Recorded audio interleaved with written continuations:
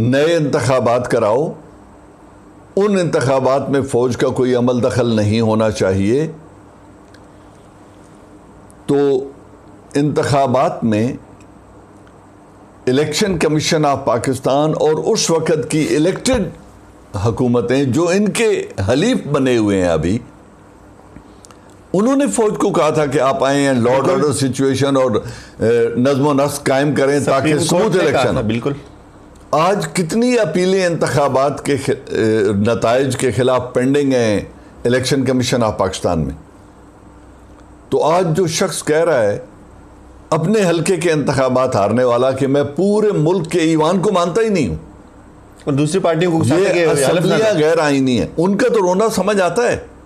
ان کی leadership corruption کے charges میں بند ہے، جیل میں انڈر انویسٹیگیشن ہے.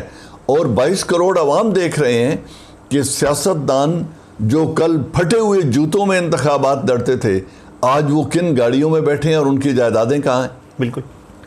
ملک غریب ہوئے اور جو اقتدار میں رہے ہیں ان کی جائیدادیں اور ان کی دولت 10 گنا بڑھ گئی ہے. تو یہ کون سی جادو کی چھڑی ہے جس میں سیاستدان تو امیر ہوتا ہے اور ملک غریب ہو جاتا ہے، عام آدمی غریب ہوتا ہے، ملک مقروض ہوتا ہے، اور جو ایوان میں بیٹھے ہیں ان کی دولت 10 گنا بڑھ گئی ہے. ایک سیاستدان مجھے اٹھا کے اس ملک میں دکھا دیں جو انتخاب جیتا ہو، سیاست میں آیا ہو، پارلیمان کے اندر بیٹھا ہو اور اس کے بعد وہ غریب ہو گیا ہو یا اگلے 10 سالوں کے لیے اس نے دولت جمع نہ کر لی ہو انتخابات لڑنے کے لیے. تو وہ کیا ہو جاتا ہے کہ ایوان میں بیٹھنے والا دولت مند، ملک مقروض، اور ایک عام پاکستانی ان کے دروازے پہ ٹھوکریں کھانے کے لیے نوکری مانگنے ان کے دروازے پہ جاتا ہے، انصاف مانگنے ان کے دروازے پہ جاتا ہے. میرٹ کا کوئی کنٹریبیوشن ہی نہیں ہے، کوئی رجحان ہی نہیں ہے اس ملک میں، کانسیپٹ ہی نہیں ہے میرٹ کا. تو کیا ہوتا ہے، نوکریوں کا کوٹا ایم این اے کے 2 لوگوں کو اس کے دروازے پہ بیٹھیں تو نوکری ملے گی. گلی پکی کریں گے، ایم پی اے کے دروازے پہ بیٹھ جائیں تو آپ کی گلی پکی ہوگی. تو جہاں بنیادی حقوق گروی رکھ دیے جائیں ان الیکٹڈ ریپریزنٹیٹیو کے لیے جو قوم کی خدمت کرنے آتے ہیں، اور پھر لوگوں کو کہا جائے ان کے دروازے پہ جھک جاؤ اور آ کر اپنے بنیادی حقوق مانگو، ایسے نظام کو آپ جمہوریت کہتے ہیں؟ دنیا کے کس ملک میں لوگ ایم پی اے اور ایم این اے سے جن کی ہم تقلید کر رہے ہیں کہ ویسٹرن ڈیموکریسی، کیا جرمنی میں، برطانیہ میں، امریکا میں لوگ اپنی سڑکیں، نالیاں، گلیاں پکی کرانے کے لیے اور بچوں کو ملازمت کے لیے ایم پی ایز اور ایم این ایز کے دروازے پہ جاتے ہیں حق مانگنے کے لیے؟ ریاست دیتی ہے ان کو، ریاست ان کا بنیادی حق ہے جو ان کو دیتی ہے.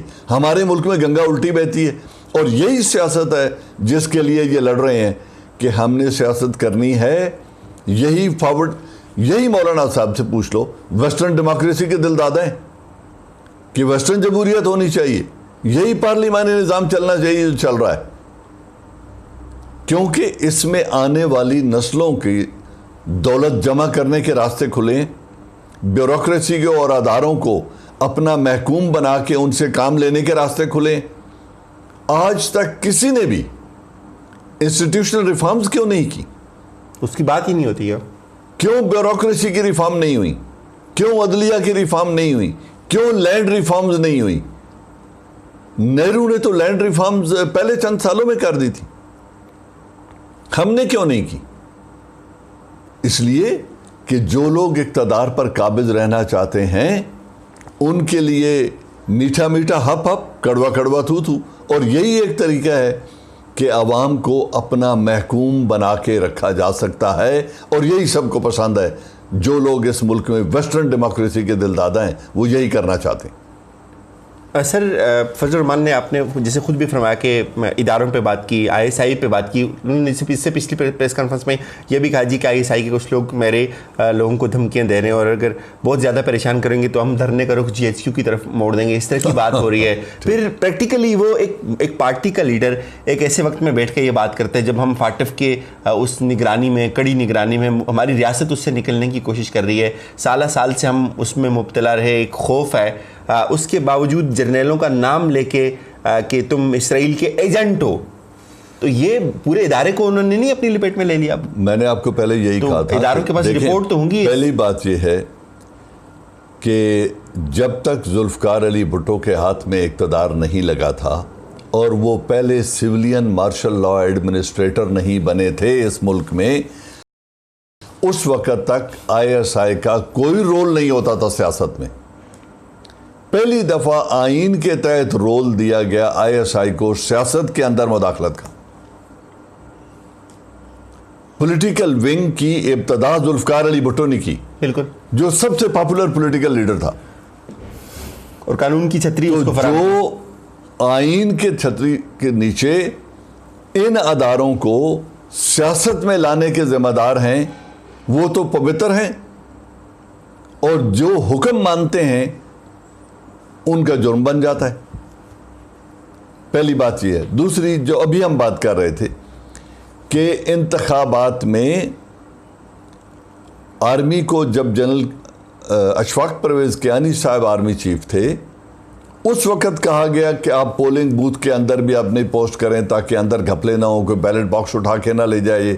تو انہوں نے کہا میں یہ نہیں کروں گا، ہم سیکیورٹی مہیا کریں گے اور فوج باہر کھڑی رہے گی، اندر نہیں آئے گی۔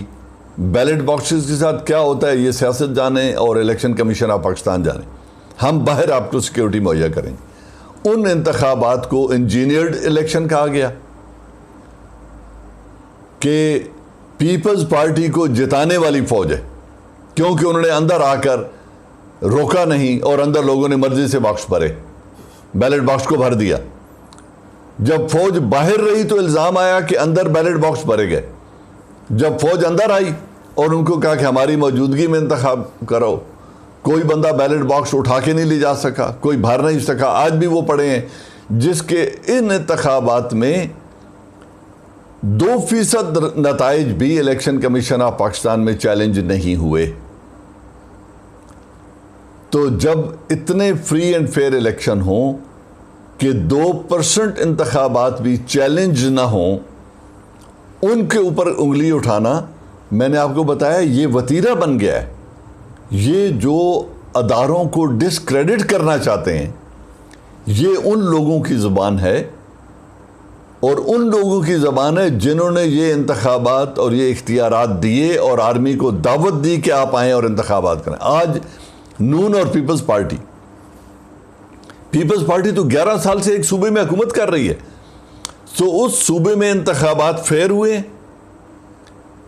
سندھ میں انتخابات جینوئن ہیں، وہ عوام کے ریپریزنٹیٹیو ہیں، وہاں آرمی نے کوئی مداخلت نہیں کی اور وہ حکومت بنا کے بیٹھے ہیں، وہاں سب کچھ ٹھیک ہے۔ خود فضل الرحمان صاحب کی پارٹی کے جتنے ایم این اے جیت گئے ہیں، وہاں انہوں نے طاقت سے جیتا ہے، وہاں ان کو ان کا حق ملا ہے، وہاں کوئی دھاندلی نہیں ہوئی۔ جہاں ہار گئے ہیں وہاں دھاندلی ہوئی ہے۔ تو یہ بکواس اتنی پرانی ہے کہ اس کو کوئی ذی شعور آدمی اس لولی پاپ کو لینے کو تیار نہیں ہے۔ ہر ایک کو پتہ ہے کہ یہی وتیرہ ہے ہر ہارنے والے کا۔ اب آپ کہتے ہیں انتخابات کراؤ، ایک اندازے کے مطابق 220 ارب روپے خرچ ہوئے تھے پورے ملک میں انتخابات کرانے پہ۔ آج وہ شخص جو اپنے حلقے کے انتخابات آ رہا ہے، وہ چاہتا ہے کہ قوم 220 ارب روپے اور خرچ کرے اور پھر ایک دفعہ انتخابات کرائے۔ ہو سکتا ہے ان کی لوٹری نکل آئے، جو کہ لگتا نہیں ہے۔ اب لگے یا نہ لگے، 220 ارب روپے کا بل کون دے گا؟ کیوں 22 کروڑ عوام کے اوپر یہ بوجھ ڈالا جائے؟ ہمارا ملک اس وقت اس کا متعمل ہے ہی نہیں ہے۔ ملک کی اکانومی کس طرف جا رہی ہے؟ صرف ان کو اقتدار میں لانے کے لیے، اور اگر پھر یہ ہار جائیں تو پھر دھاندلی کا الزام لگایا جائے۔ اب یہ چاہتے یہ ہیں، یہ ہمارے ویورز بھی سن رہے ہیں، آپ بھی سن رہے ہو۔ ابھی افغانستان میں انتخابات ہوئے جن کا نتیجہ ابھی تک اناؤنس نہیں ہوا۔ عبداللہ اور اشرف غنی دونوں جیتنے کے دعوے کر رہے ہیں، پہلے کی طرح، پہلے بھی ایسے ہی ہوا تھا۔ پورے ملک میں جو انتخابات کا ٹرن آؤٹ ہے وہ 23% ہے۔ تو یہ جو ابھی مولانا کہہ رہے ہیں نا کہ فوج کا کوئی عمل دخل نہیں ہونا چاہیے، انتخابات ہم خود کرائیں گے۔ انتخابات خود کرانے کا مطلب یہ ہے کہ عورتوں کو، شریف شہریوں کو اور نوجوانوں کو خوفزدہ کیا جائے، ان کو الیکشن میں ووٹ ڈالنے کے لیے پارٹیسپیشن ہی نہ الیکشن بوتھ کی طرف نہ آنے دیا جائے، اور 18 سے 20% وہ لوگ ووٹ ڈالیں جنہوں نے جتھا بندی کر کے آنی ہے، جنہوں نے ڈنڈے اٹھا کے جانے ہیں،